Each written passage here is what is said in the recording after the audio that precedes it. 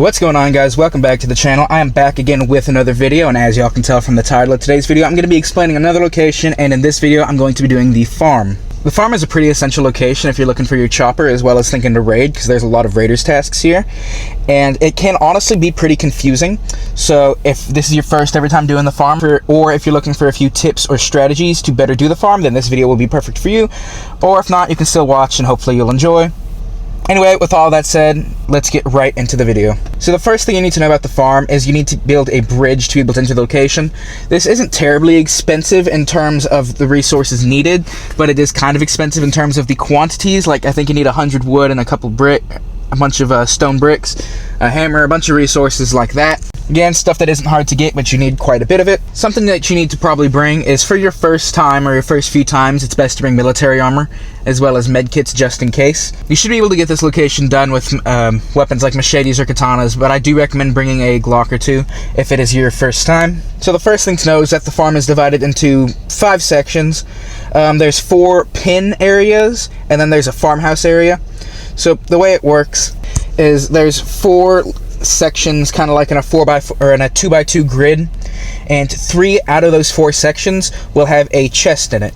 Be careful, because these sections can either have raiders in them, savage giants, which deal a good amount of damage, as well as bulls that one hit will do. They're very slow, but one hit can do up to 90 damage, so it's honestly best to avoid them unless you have them for the raiders task. But 3 out of the 4 pins will have a box in it, but 1 out of the 4 boxes is guaranteed to have a key.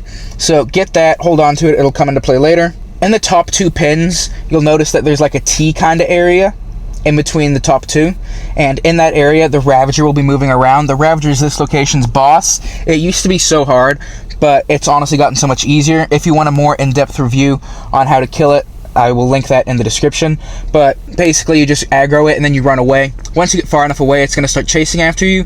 You run back towards it and you kind of try and finesse it to where it's spitting. You avoid the spit and then you just hit it with a katana. It's really easy to do if you know what you're doing. Anyway, once you kill it, at the very top middle of the map, you're going to notice a farmhouse that is projected by a frenzied giant. So once you get inside, you'll notice that there's a box, and in that box inside of the farmhouse is a guaranteed iron wire. This iron wire is needed a lot in the settlement, so it's good, even if you're not doing the settlement, to go there and get it so you build it up for when you are to start doing the settlement. You'll have some built up. Also, if you have lock, I think level 2 or 3, you'll be able to open another side door to the house that'll have a frenzied giant and fast whatever in it. And there will be 2 boxes in there, and those boxes can have some pretty good loot, like dog food. It can have red tickets, it can have machetes. It can also have dog treats, and I'm pretty sure this is the only free-to-play way, apart from the season pass, to actually get dog treats. So that's a good thing to hold on to. And then the main stuff that you're all here for, you're going to take the key, go to the top right of the base. There's going to be a barn. You use the key to open the barn door, and there's going to be 2 interesting things in there. On the top, there's going to be a chopper. Once you loot that chopper, it'll have stuff in there that you'll need for the chopper at your base, stuff like the gas tank, stuff like forks, engine parts, wheels. So if you're trying to do the chopper, this is a very good location and a very good box to open to be able to get the stuff for the chopper. And then you're also going to notice a blue box that you can pick up. What you're going to do is you're going to take that blue box and pick it up and put it on the saw area right outside of it. Be careful, because if you haven't cleared out this location, all of the zombies in this location, apart from the bulls, will run towards you. So I recommend clearing out this location before you even put it on there, because if it's cleared out, then maybe 2 or 3 zombies will come towards you, but if not, then you're going to have a whole horde, and it's easier to just pick them off separately than it is to have the whole horde running after you. So this box also has some pretty decent loot. You can get stuff like AKs, flare guns. This is the only free-to-play way to get the scythe, so that's pretty cool. It'll also have weapons, armor. It can have copper in there. It's a very diverse kind of box, so definitely worth it. Although the main loot you're going to be here is probably for the chopper. This loot is also pretty good. So apart from the chopper, the main use for this location is going to be raiders tasks, because there is 5 different raiders tasks here where you got to kill 3 bulls, get 3 puppies.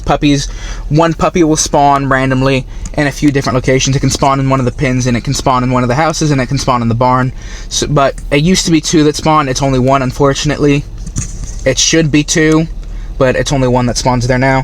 So this is the main place that you'll go to get the puppies for that raiders task. It's also a raiders task to kill the Ravager. It's another raiders task to kill 5 savage giants, and finally it's another raiders task to open the box.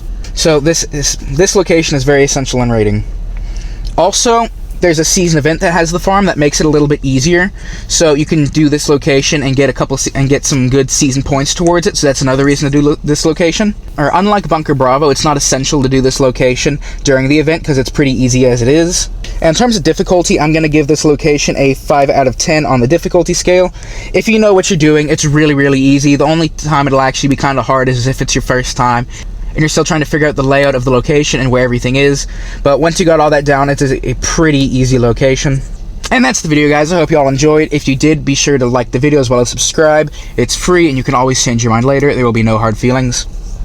If you guys have any questions about this location, you can be sure to leave them in the comments. I will try and respond to it with the best of my ability.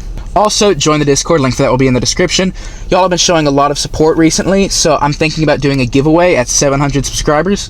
And that will be hosted on the Discord, so be sure you are there.